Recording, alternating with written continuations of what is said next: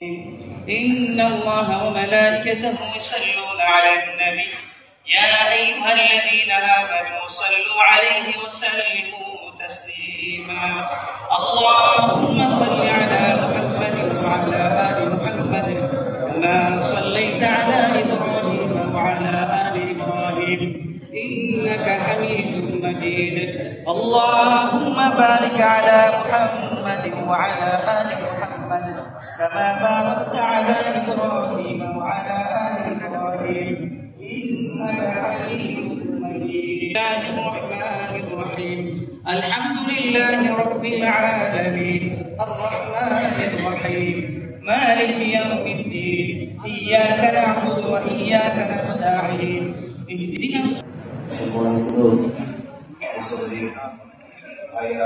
আসসালামু আলাইকুম। আপনারা সবাই জানেন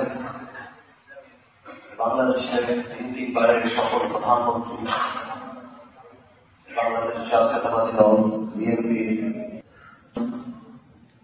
আমাদের নেত্রী দেশনেত্রী বেগম খালেদা জিয়া গুরুতর অসুস্থ। আমরা আজকে সবাই সমবেত হয়েছি ওনার সুস্থতা কামনার জন্য। আমরা দোয়ার ব্যবস্থা করেছি এই আসর নামাজের পরে। আমাদের নেত্রীকে নিয়ে কথা বলতে গেলেন ঘন্টার পর ঘন্টা, সেই কথা শেষ হবে না।